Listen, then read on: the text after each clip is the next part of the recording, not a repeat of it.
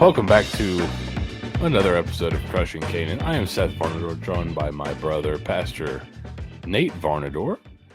Hey. And we are back with a new episode this week. We'll be discussing we've kind of gone through how to read your Bible. And then we've talked through a little bit of what Pastor Nate's kind of Bible plan would be for someone. So start with the Gospels, go to the New Testament, then go to the Old Testament. So we're going to talk a little bit about the Old Testament, maybe things you might want to know before you dig into it, or just some background on it. This will be a two-parter because we'll talk a little bit about there's kind of it's laid out in a couple different ways. So it's not just a straight up kind of written in one way. So we'll talk through both of those just to give a little bit more context for you as you're reading through. And we'll start with my silly question of the week. So here it is. So the other day, I'm watching. Are these being sent from you? Are we actually getting things from other people? I know some people try to message me through the website and all that, and I'm going, these are not silly questions. Y'all are hitting us with. What people don't understand is they're asking too good of questions. Seriously, there's it's an art. There's a level with really bad questions, and then there's a level with good questions. You got to hit that little gap between them. Got to find the B movie version of questions. Yes, it's not. Yes, it's not. They're not great, but there's something to it. The questions we've been getting from everybody are all too good. So they need to loosen up a little bit here. Know what you're dealing with here. And you'll see what I mean here as I intro my question this week. So the other night, I'm watching an American classic, King of the Hill.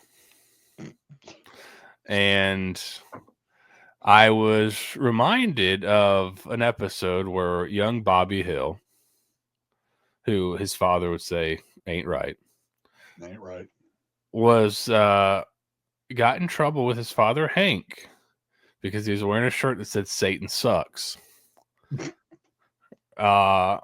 And then that made me think of, I guess, using modern language to discuss it's not the faith necessarily, but elements of it.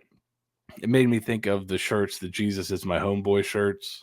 Yes. And that type of thing. What are your thoughts on those type of things? Because the youth pastor at the time told Hank Hill that, well, Satan does suck, but Hank Hill wasn't having it. So what are your thoughts on kind of using modern language like this, especially kind of the Jesus is Please start sending in questions. He's reaching from King of the Hill, which is an American classic.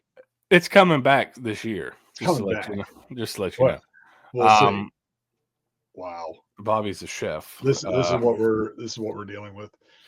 Bobby will be a chef, apparently. And he looks as long as it doesn't like Josh Heupel. Oh, and if you know who Josh Heupel is, awesome. If you don't, look him up. Worth your time. And put him in a chef's hat.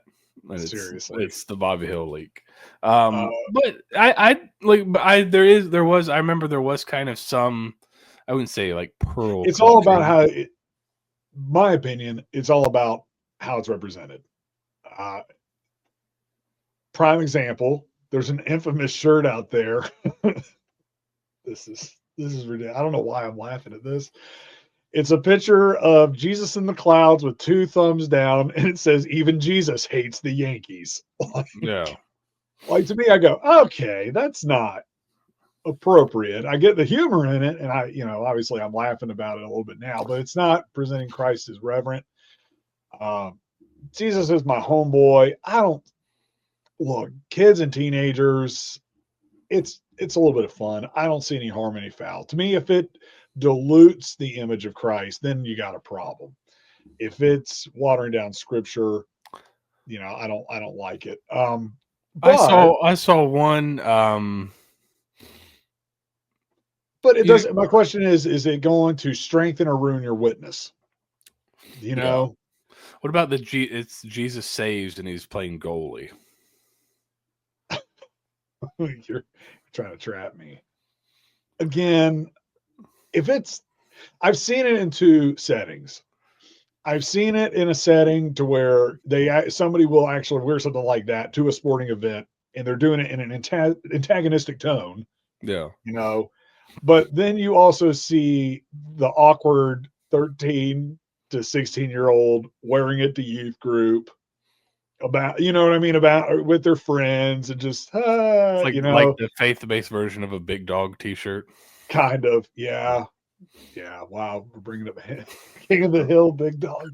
Dang, tell me you're a millennial without telling me you're a millennial. Wow. It's all about the why. I'm not going to, somebody walks into church and they're wearing that on a Wednesday night. I'm not going to like hunt them down and say, hey, you need to, I'm not going to police that, especially if I know them. Now, you do have people out there who are antagonistic in their intention, and that's not good. But again, I know plenty of people, grown folks, who when they come to church or and they have something like that on, I don't care. Because I have seen like I was like, that's cool looking, but I was like, I don't know how to feel about it. It's a famous boxing photo of when he was still Cassius Clay. It was like early in his career, Muhammad Ali standing over somebody after he knocks him out. And so I've seen that where it's Jesus in the same pose standing over like a representation of the devil. Yeah. And I was like, that's interesting. But I was like, I don't know how I don't know. It's like I guess that's my question. Is it just kind of one of those like, all right, you kind of know it when you see it, like, okay, this is fun, but this is like, all right, this is too much now. Yeah, I think that you leave that discretion. There's like a fine line. Yeah, I'm not harping on that at all. Especially if it's, again, who's wearing it? Finally, so answer this last question and move on. Was Hank Hill two-parter? Was Hank Hill right? Look, the older I get, and I have teenagers, the more I understand Hank Hill. Like that's the part that's hard. I don't really have a strong view one way or the other on it. Again, it's all about. Now, I will say this: my kids aren't going to wear a shirt that says "Satan sucks" or "The devil sucks," but I'm not going to let my kids wear a shirt of anything that says something sucks. That's me as a parent. So then he was correct. Man, oh man. Mm-hmm. Yeah. Well, from Bobby, from one old classic to an even older. Here we go. Better classic. Let's talk Old Testament. There we go. So we're moving on out of this. See, guys, that's a silly question. Mention something vaguely pop culture related. Tie it in with a very thin thread. That's a silly question. I'm about to have to screen some of these because that one had me laughing. If anybody watches this on YouTube, you're seeing me push my microphone away, turn my head a little bit. We're allowed to have fun. I think we said that early. We're allowed to have fun talking. So let's talk Old Testament. So it's not just, I think when a lot of people think Old Testament, and this is kind of how you'll say something and I'm like, oh, well, that makes more sense sometimes. Because to me, a lot of people haven't thought much about it. In my brain, if you said Old Testament, I'm like, oh, that's just a history. Right. Which it is a lot of history, but that's not it. It's kind of the writers, you hear all these names, at the tail end of the Old Testament, Haggai, Mhm. Malachi, those type of, right? You Yeah. hear these names, you're like, okay, who's that? Whatever. And then, but there is a meaning to all these things, and they are kind of grouped together. So let's talk through the Old Testament here. Where do you want to start? So I think let's go ahead and push the prophets and apocalyptic literature to next episode, because I think that's going to Well, be why don't you start kind of breaking it down? How, explain what you mean kind of by the prophets, because okay. that's where, like, I think a lot of people don't realize, because when you go through, to me, like, I look at this from a viewpoint as somebody that, okay, you went to Sunday school, maybe you went to a Christian school for part of your education, Mhm. so you have some Bible background, but it's kind of a lot of the same beats, because you learn about Samuel, you learn about Mhm. Nathan, you learn Yeah. about but you know and we'll find out when we talk about how the books were put together, like, there is a bunch of minor prophets. Mhm. Like, I don't think of some of these names at the end as, oh, that's a prophet, that's a prophet, that's a prophet.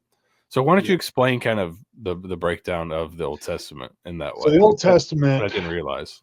the Old Testament can be broken down into 4 literary genres. That means styles of reading and writing. Um, the one that I'd like for us to maybe focus more on today is law, history, and poetry, which, like I said, we'll get into that in a little bit. And those are written in way, they're very intentional how they were written. And the fourth type is known as prophetic, the prophets. And what people don't understand about prophets is we sometimes think, oh, that's Christian fortune telling, that's future telling.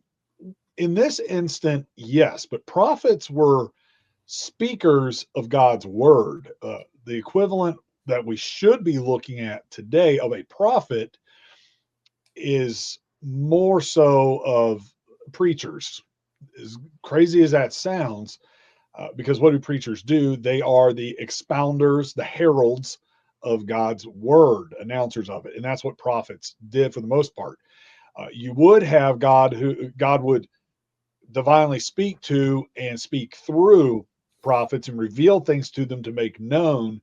And many times that was to offer an opportunity for repentance. Like I said, we'll chase that down in greater detail in the next episode. Because to me, if you don't understand the rest of the writings of the Old Testament and you dive right into the prophets, it gets very confusing very quickly.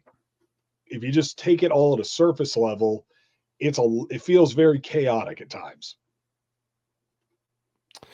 Yeah, and real quick, let's talk at the top here. I think maybe this is the best place to do it.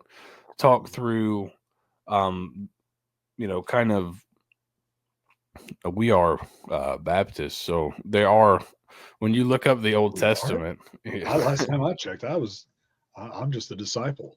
I don't know why you're planting your flag so hard. All right, so let's say you were to Google Old Testament facts.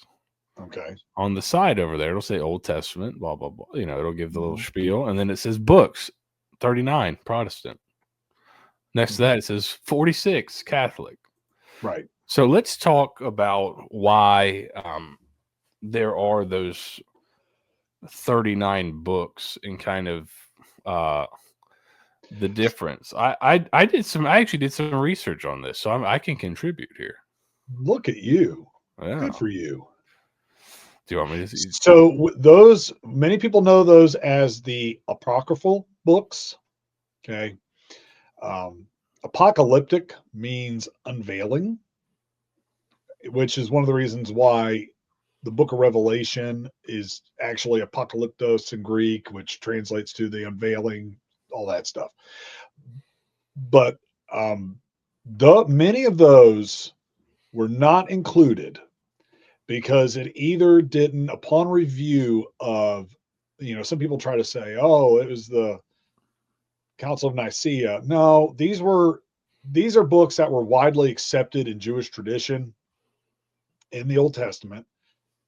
Some of them, as far as the Apocrypha goes, they're also known technically as deuterocanonical. So That's a Catholic term. right, which means second canon is what it means. Yeah. Deutero to second canon.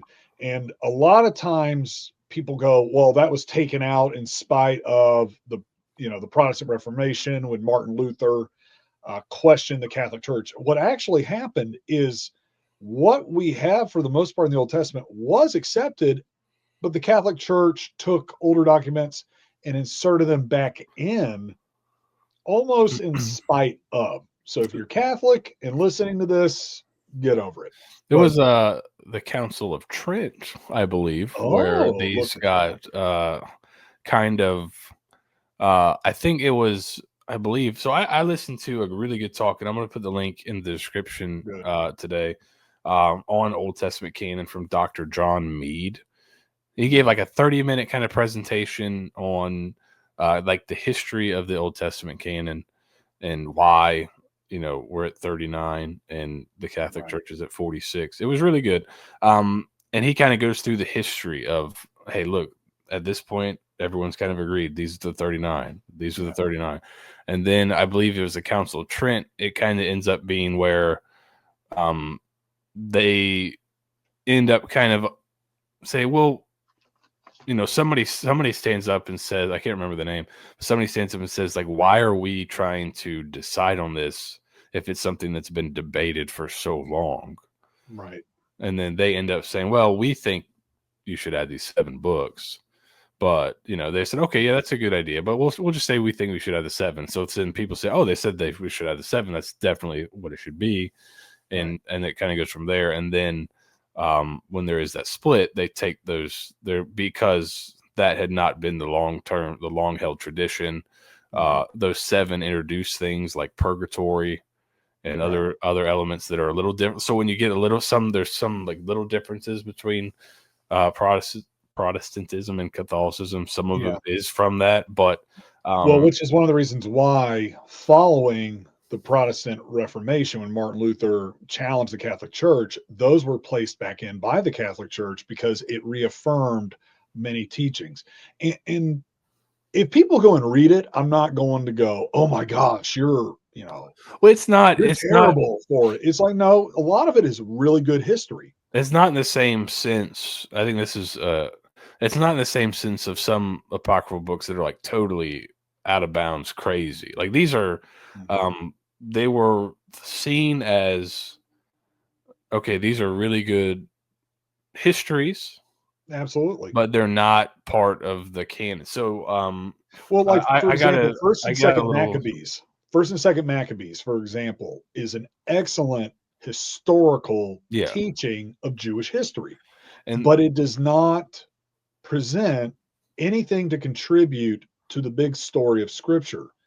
One of the historians or people writing about this said that those books were great for the edification of believers, but they were not good in an ecclesiastical sense. Like it didn't contribute anything to kind of the faith and what we So I just have this here. So this is from you're on fire today, man. What can I say? I did my research. I watched King of the Hill. I watched a couple YouTube videos. I had to read something a little bit more higher level to balance it all out. So Dr. John Mead. So this is a slide he shared. And this is a really good thing. But I thought this was so Josephus, I think you even talked about him possibly this week in your sermon. Yes.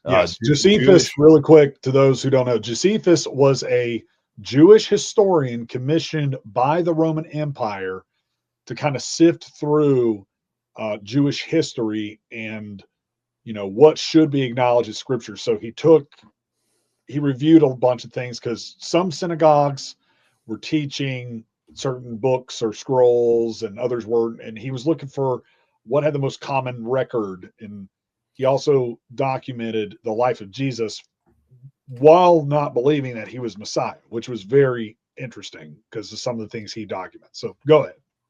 back at it. So in around 95 AD, so this is kind of in this presentation, Dr. John Mead wanted to go back and look through history and see, okay, well, what did they say really close to the time of Jesus? What did they say then? Like when did basically the 7 books get added? Right. So around 95 AD, Josephus said that Jews only have 22 books. 5 books from Moses, 13 of the prophets, and 4 others. The 13 books from the prophets, he kind of scrunched a lot of the minor prophets into those, Yep. and then also the first and second King, first and second, like he had made it one. So when you kind of spread all those out, you get to the 39 that are currently Old Testament canon.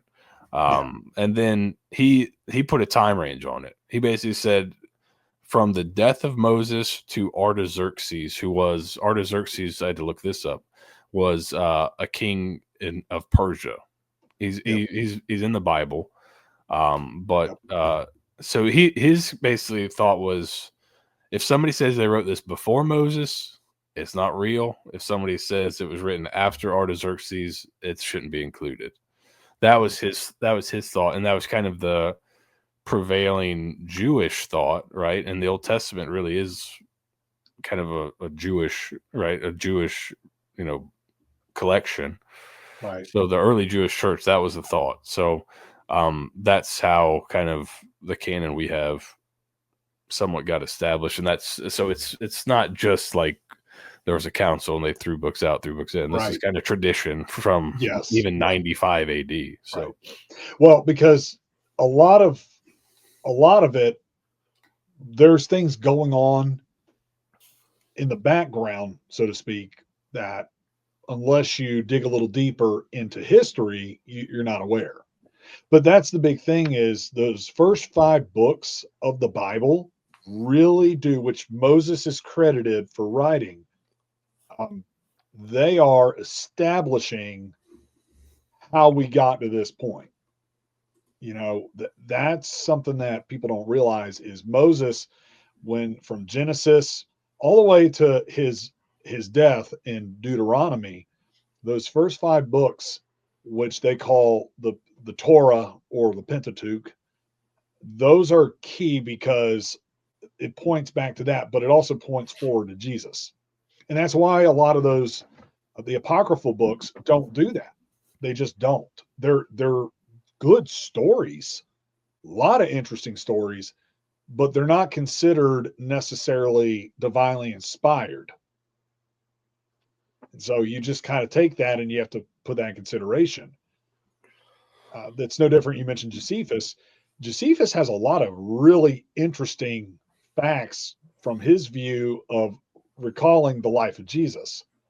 But he was not divinely inspired. He was just documenting history as he was commissioned to by the Roman Empire. He did not believe that Jesus was Messiah. He just kind of viewed him as, hey, did he do miracles? Yeah, he did. But here's what's crazy. Back then, there were other false teachers, doing things as well.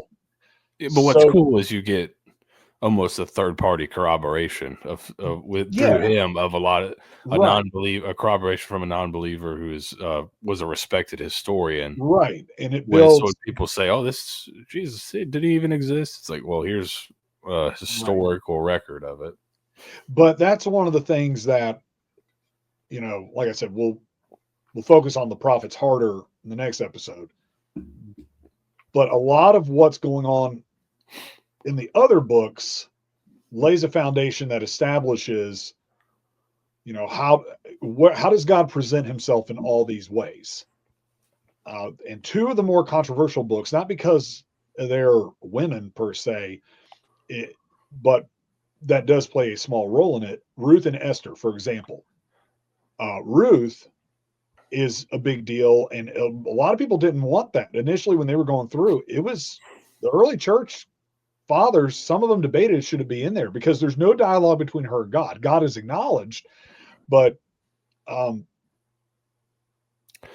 is key because it reveals the lineage of David, which in turn reveals the lineage of Christ. through that. It also establishes early on in the book, the opening statement, during the time of Judges. Well, the time of Judges is when Israel as a nation was its most corrupt, and God didn't even have a king for them. It was all done through these various warriors, and it's constant back and forth. They're not really truly this sovereign established nation. But that's established that, hey, here's Ruth, a Moabite woman, more faithful than God's own people in that time. Esther, God's not mentioned one time. And that's another one. People are like, well, why is that the case? Well, it reveals what's known as the doctrine of divine providence. God is present in it because there are acts of faith that Esther and her uncle Mordecai step out on because of their faith. And it's just a reaffirming that you're not always going to hear the voice of God. God reveals himself in various things to those who are faithful. So some of those other books, some people try to argue that, and it's just not, it doesn't hold up. Interestingly enough, there was one list in that presentation. One of the historians kind of shortly after Josephus listed out kind of the books, and Esther wasn't on there. And, he's like, it could have just been a mistake, or it could have been there was some debate about it. So that's interesting to hear you say kind of that about it.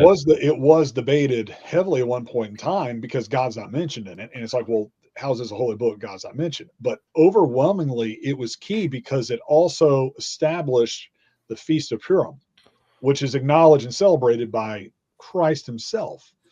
So those are, like I said, there's so much in the Old Testament, and we have a hard time with the Old Testament in general because Hebrew writing has a lot more depth than what we're used to. We like the New Testament because it was written in Greek. It was written in a Western style. The Old Testament is Hebrew and Aramaic. And I've said this before, previous episodes, so you go back and listen to it. But there's so much more depth and significance than what you get on the surface level because of language and context. The Bible is divinely inspired. And what I would say to anybody, especially when you're reading the Old Testament, there's actually a book out there, which I think is really good. It's meant for preachers, but I think it would be wise for everybody. It's called Your Old Testament Sermon Needs to Get Saved. A handbook for preaching Christ from the Old Testament. And that, by the way, that was written by David M. King. You can get that on Amazon. It's a pretty easy, quick read. But the reason why that is such a hot button issue, and you see so many churches today shy away from the Old Testament, unless it's like the Ten Commandments, unless it's Isaiah 53, which we'll talk about that later.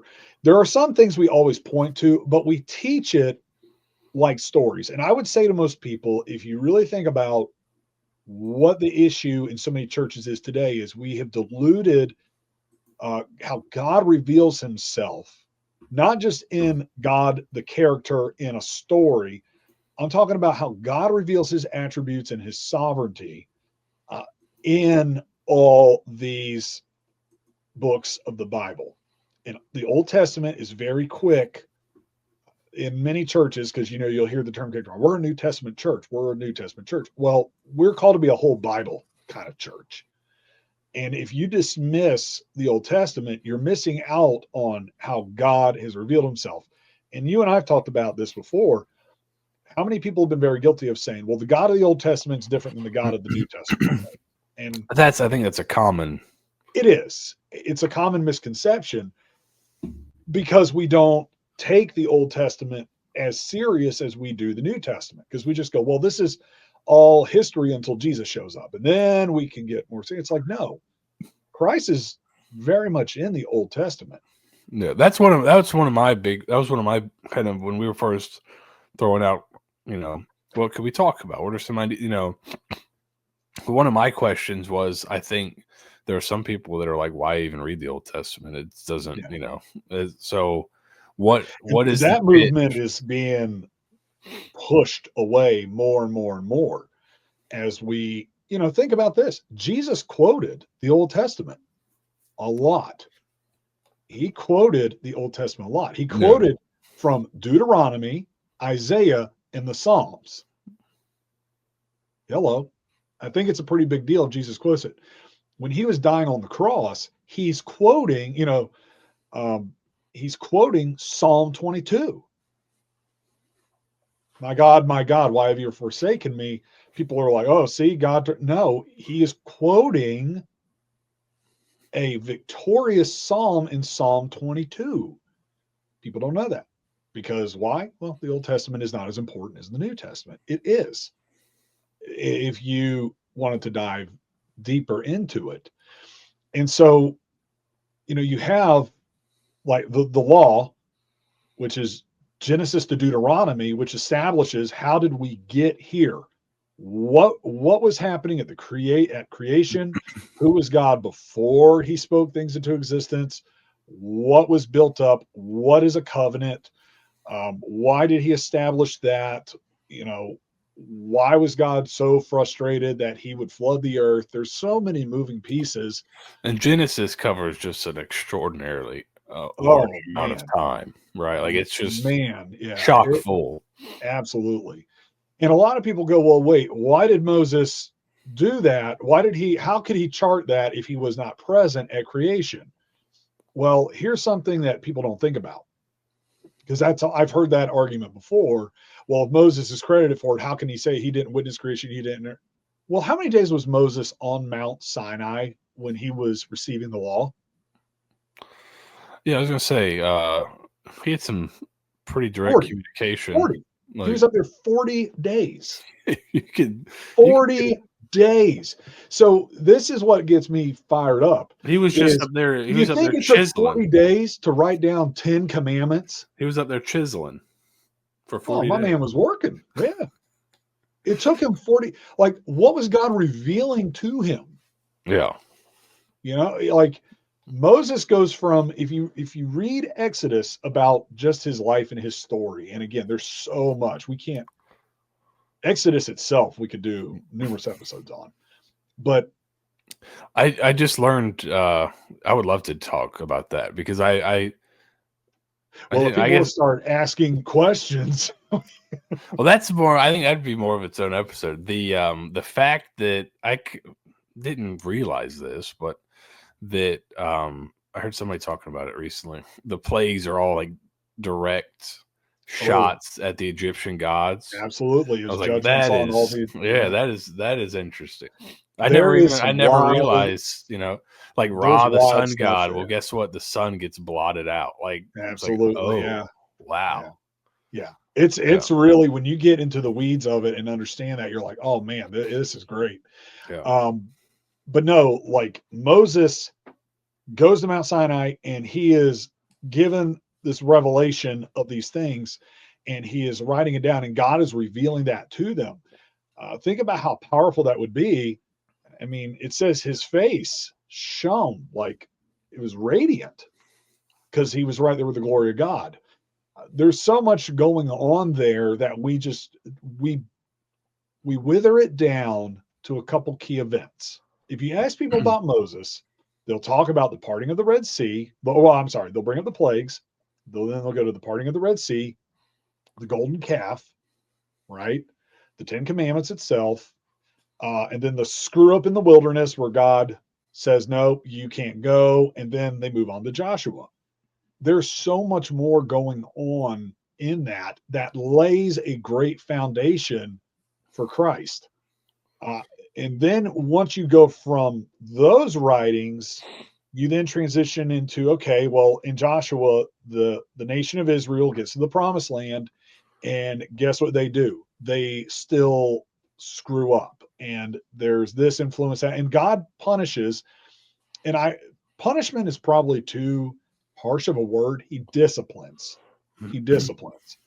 to get them back on track. And there's a couple times where Israel gets overthrown and they're exiled, and they're having to placate to different cultures, and it's just a whole thing, again, in greater detail. But if you don't know that, if you don't understand what's going on and you try to just whatever. I'm just looking for a couple key stories in the Old Testament. You're missing so much important information in how God is consistent throughout the Old Testament. I feel like that's how it's taught mostly, though. It's mostly like, There was a let's point hit in up time. Adam and Eve, let's hit up Noah, let's hit up It's the Moses, same 20 stories. let's hit up Saul, let's hit up Mhm. David, let's hit up Solomon, Mhm. sprinkle in some Absalom, and move on. So it feels like that's just it seems like it's hitting big beats,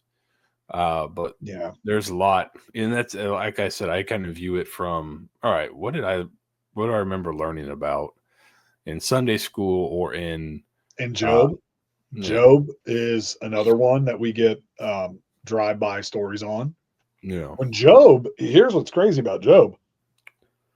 We don't know who wrote Job, but what we know about Job is, as far as manuscripts go, it is the oldest book in the Bible. People don't realize that. A lot of people go, Genesis is probably the oldest document. Actually, the oldest manuscript we can find is the book of Job. And there has been heavy debate about when the story of Job actually took place. Then on top of it, in the Hebrew Bible, best way to describe that, it's placed with with poetry. And people are like, wait a minute, how is the book of Job poetry? Well, shouldn't it be history? Well, when you look at how it's written like a play. How else would the story of Job be passed down and memorized? It was done in such a way. So when it would be retold, it would be, I mean, here's all these characters that come into it. It's really interesting because we don't think nowadays, if you want to hear something, you either can go on a podcast, watch television, or if you want it archived, you read it. But back then, there were events that were being passed down generation to generation, and to not play the telephone game. Jewish culture, or ancient Hebrew culture, I should say, was very strict about repeating verbatim what was taught. We don't think that way today. We take a little bit of leeway in our wording, but you're also talking about a culture that only had 6,000 words. Yeah, it was an oral tradition, right? Yes. So, all right. Anything else you want to get in before we go next week to talk about the prophets? What else would you like to make sure everyone knows here? Like I said, we're trying to condense a lot into this week. But really, if you go again, I always dive into get you a good study Bible, one that will give you timelines, locations, who was ruling then, who was doing that. But there are different literary styles. The prophets are kind of in their own world, which is why we need to do a separate episode for them. But when you go through the Bible, especially the Old Testament, it's not all in chronological order. We've talked about that before too. Which I If think is a you did common that, a lot of misconception. it'll make more sense. But a lot of times it's broken up by literary genres. So that's why you see the major and minor prophets all kind of lumped together towards the end of the Old Testament. But then you have Genesis through Deuteronomy is at the beginning, because those are the books of Moses, and they want to keep that together. And then they kind of go into the more historical writings, and then they lump Proverbs and Proverbs and Psalms and all that together. And it's all because that's more of a similar literary genre. So yeah, it's Old Testament is a little all over the place, but ultimately what you need to get out of it lays the groundwork and preparation for Jesus, for Christ to come. And you can see that, which is why I say start with the Gospels, read through the New Testament, and read the Old Testament with that lens, and you'll start to notice certain things. One instance being, you look at, and I'll point back to the book of Ruth. the book of Ruth is very, very much a real story. And if you take it as history, you're like, oh man, this is interesting because this gets the ball rolling for the lineage of David, which in turn is the lineage of Jesus. But also, it is what we call a foreshadow or a type of Christ and the church in a way. Now, again, in Jewish culture, they read that story, they understand the significance, and if they want to say, put a messianic spin on it, great. But for us, Gentiles who, we're grafted into Israel, so to speak, we read that story with a whole different view of this is what Christ is, the Redeemer. That's what Boaz is in that story. He's the Redeemer to this non-Jewish woman named Ruth that he brings into his home, brings into the fold. Ruth. Shout out to all the Mystery Science Theater 3000 fans out there. That's all I can think about. So yeah. So there's a lot going on there, and I'm sorry I didn't get as many details into it because it covers so much. Well, really, I think we hit a lot of the important. I think one of the this is a like survey, I said, anyway. I always kind of go through and see. All right, well, what did I not realize, or what did I not know? I think there's a lot of people in the same boat as me. So, yeah, I think it was good to kind of go through how it got put together. Why these, right. And then they'll explain it. So we'll be back next week talking about the prophets. That's probably a lot of the stories you remember from the Old Testament are probably from the prophets, right? Yeah. And so we'll talk about how some of those got put together, and Nathan will give us a lot more detail on those. So thank you guys for listening. Please like, subscribe, share with your friends, and we'll be back next week with another episode of Crushing Canaan. You want to message us? Go to BibleContextMatters.com. At BibleContextMatters.com. We are on X at Crushing Canaan. And you can email us at crushingcanaan@gmail.com for silly questions. Thank you guys for listening.